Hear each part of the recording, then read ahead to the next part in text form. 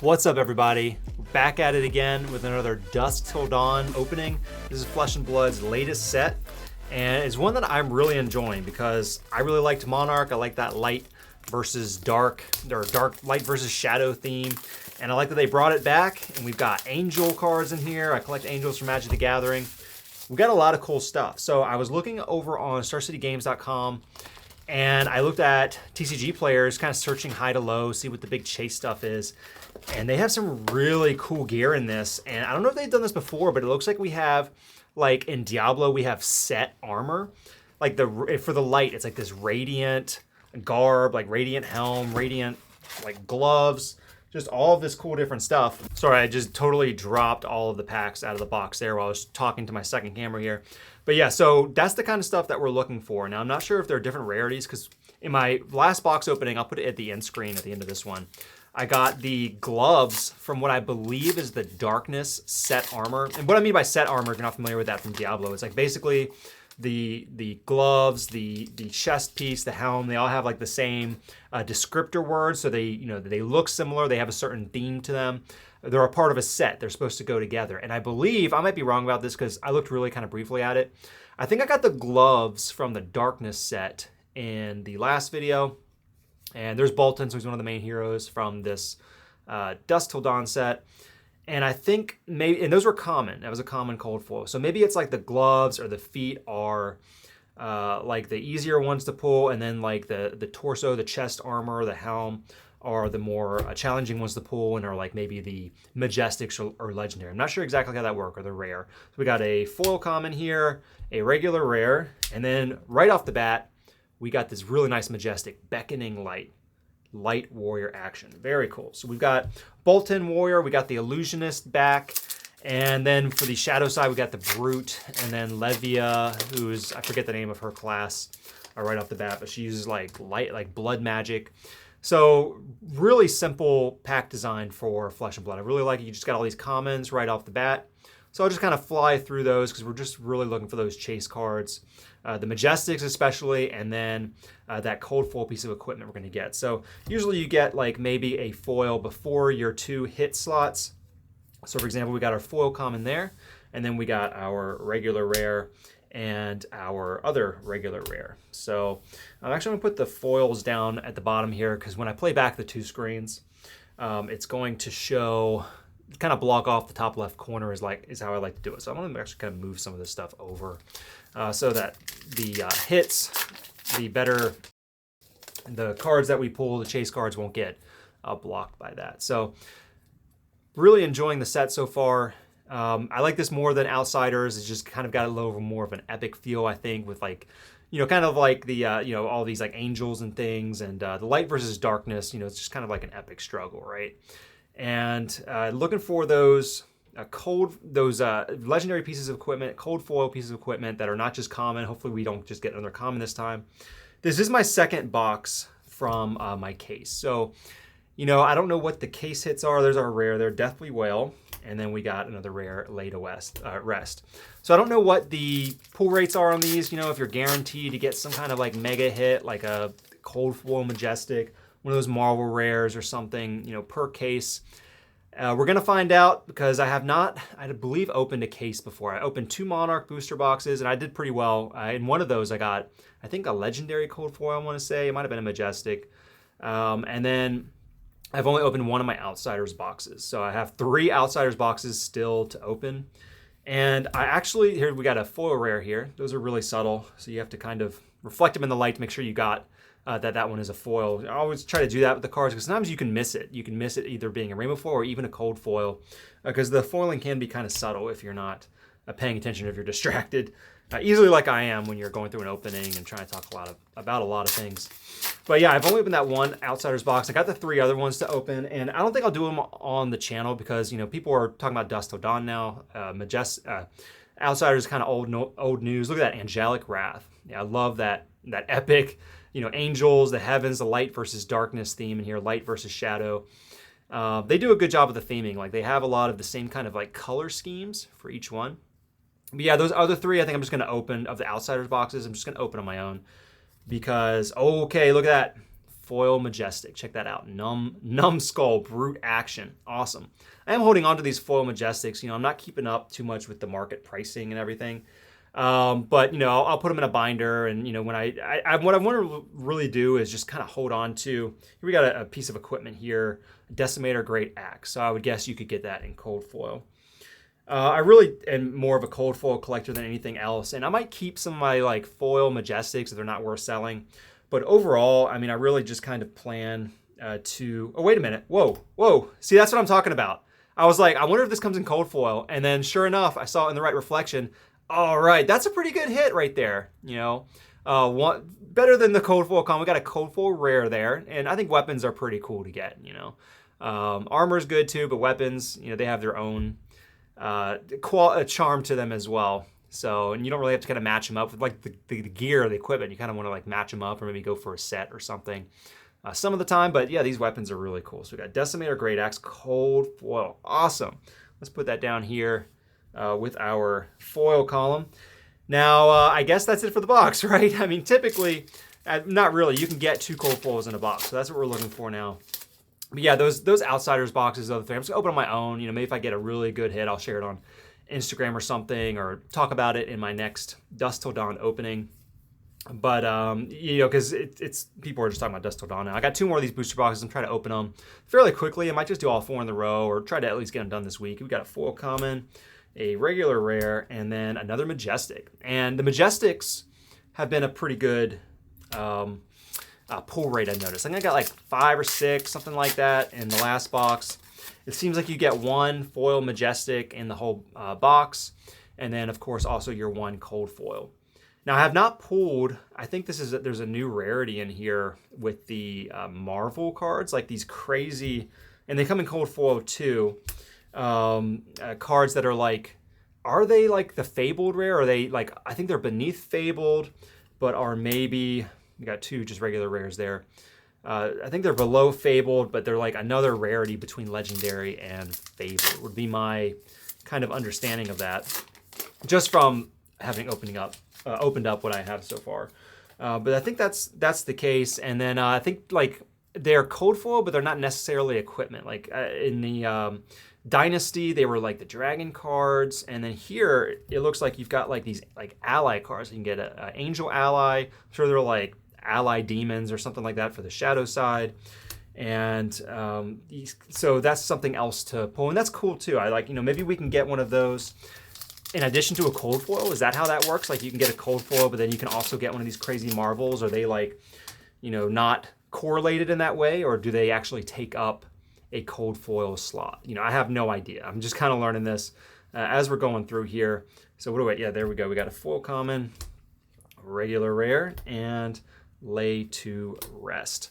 Don't know anything about the next set coming out after this. I don't know if it's been named or if they have some spoilers for that already. I mean, I literally just pretty much learned about Dusk Till Dawn and did my pre-order, and then it came out. That's why I'm doing these openings. It just showed up unexpectedly. That's a beautiful art right there. Radiant view. That's awesome. Light equipment head. So this would be something you could get in cold foil. But it's a common though, you know, but even these common ones, you know, they're still really cool. Like that's still amazing art. That's still highly collectible. That's something I would like to get in cold foil. And I noticed the prices for those are so low. I could see buyouts happening for that kind of thing. Flail of Agony. So there's another weapon there. Got to kind of double check these as I'm going through, because I don't want to miss if there's a second cold foil or one of those Marvels to hit. But yeah, some of those common cold foils, like the one I got last time, I noticed when I was looking at Star City Games, they were like $2.50. It was like $2.49. And I'm thinking, really, for a cold foil, it's like 1 per box, and then you don't get the same cold foil typically, I would think, in 2 boxes in a row. So actually, you know, it's kind of hard even to get some of these common cold foils when you think about it, when you are looking across everything you can pull and just what the total supply of them might be. Of course, I don't know how many of these things they're going to be printing. I think maybe Flesh and Blood just kind of does like waves and tries to figure out how many they need to print to satisfy the demand of the players and make sure there's enough. I've got a foil rare there, enough cards for everyone to be playing with, and kind of figure it out that way, and then kind of move on to the next set. Maybe do some reprints if they need to. I'm not sure exactly how they are doing that. But yeah, I think, you know, considering that these cold foil cards, I believe, if I'm not mistaken, you know, Rudy talked about how in one video we're talking about the Monarch booster box fiasco. There's another one of those set armors. So that's what I'm talking about right here. So if we go in here, we can, I'm gonna try to pull out that other, there it is. I pulled this out. So remember, we got that radiant view, and then there is the radiant flow. So they have this set armor. I don't know if they've done that before, but that's really cool. So you want to get like all of these in cold foil. These are both common. So maybe there's like a radiant set that's common, and there's like another set that's a little more rare or difficult to get. So that's really cool. I mean, for $2.50, you know, I mean, like, I could see people going after these cards like they're reserve list cards, right? And foil majestic, whoa, that makes two, I think. Did we get another foil majestic before? No, maybe not. Maybe I was mistaken about it. Yeah, we did. We got, so we've got Slithering Shadowpede as well as our Numbskull. So you can get two. And then we've got a regular rare and a majestic. So you can get 2 foil majestics per box, unless I missed one last time. That would mean that you can get, so you can get either 1 majestic as foil or 2 majestic as foil. So it will be interesting to see in the next 2 boxes we do for my case, if we continue to get just 1 foil majestic or we do get 2. So we get a rare there, a Blessing of Salvation. So on average, you know, it looks like you're guaranteed 2 rares, non-hollow, maybe like a foil common or another kind of foil before that, or maybe one of the rares or foils. And then, and see, look at that. So there's Radiant Raiment.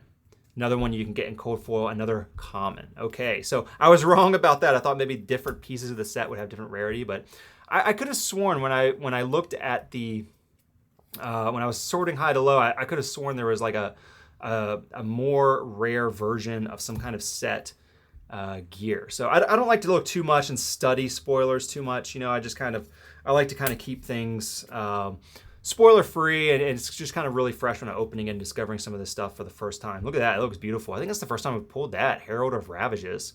That is awesome art. And it looks like, is this some kind of like special art? Because look here, the text box is more solid there, and then here it's translucent, you can see through it. So I wonder if that makes it like a special kind of rare.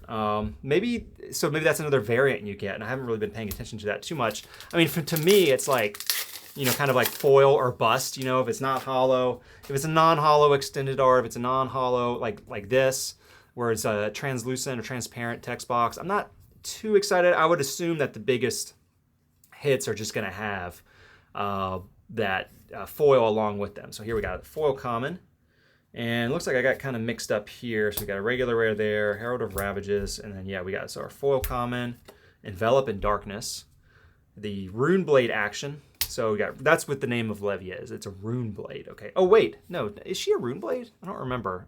If we run into Levia, we're gonna have to take a look at that, because I thought there were 4 classes, and we have Brute and Rune Blade. That would mean that Levia is a Rune Blade, if that's how that works. And then Banneret of Salvation.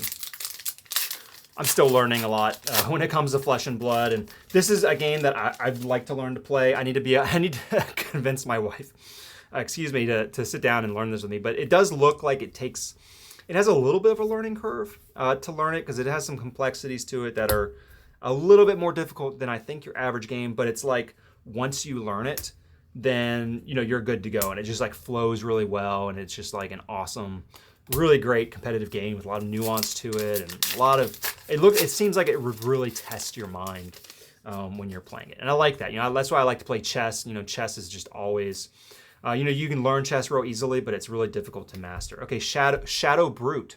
Oh, okay, so we got Rune Fencer class in here represented, and then Shadow Brute. So you've got Levia and is it this orc guy who's a brute, or no?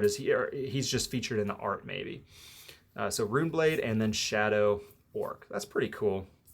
We got regular commons. We got foil rare there. Whoops, that's gonna go over here.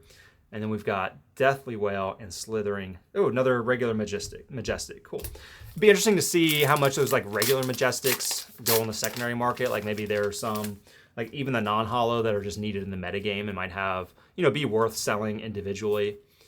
Again, I'm really interested in cold foils and kind of collecting them, kind of like people do with reserve list Magic cards. But I'm kind of looking to take a break. You know, I don't really like to buy reserve list Magic too much anymore, because, you know, you never know what Wizards of the Coast is going to do. You know, they can reprint stuff and different backs, or just, you know, I don't know that they're, for me personally, I feel like they could get away with just doing away with the reserve list. And so I think it's kind of fun and fresh to go after cold foils in Flesh and Blood as kind of an alternative. Support, you know, the underdog game and do something a little bit different. Do something different, you know, from being burnt out on focusing on magic all the time. Like, I just like to kind of take a break. And I'm glad that someone, Beaming Blade, so there's a cool sword that would be nice to have in cold foil. I love the simplicity of the art there. It really does, this game does really remind me of like Diablo, you know, the way they're doing the equipment and then making the equipment special by having tough pull rates to them, getting them in the cold foil variants, getting them in the full art, the extended variants. I really love that. Yeah, so I was saying, like, I really like seeing Star City Games come out and really back Flesh and Blood. You know, like, they don't have Pokemon, they don't have MetaZoo, they just, I think they might have had some of those at certain points, or maybe they do have them in the store, but like, at least looking online, it looks like their main bread and butter is Magic and Flesh and Blood. And I think that is really cool. It's great to see that. And it makes sense because, you know, they do like the Star City Games competitive tournaments. And I think maybe they saw an opportunity with Flesh and Blood to have, you know, both Magic and then also Flesh and Blood doing that. And that's really cool. So I'm glad to see that kind of support. I hope it continues to grow. I really enjoy buying these boxes, going through them, and just feeling like I'm interacting with like a Diablo kind of world or theme in a different way than just like playing Diablo video game, right? But doing it like in card form. And then it's just a great card game in its own right. So got another rare there. So that's like your kind of classic level up there from getting your two, if you get at the very minimum, you know, you're getting your 2 non-holo rares. And in that case, we got a foil common plus the 2 rares. So that's kind of like the next step up. And then it kind of goes up from there, right? So you get your foil rare, foil majestic, and then maybe a cold foil piece of equipment or a cold foil, one of these Marvel cards.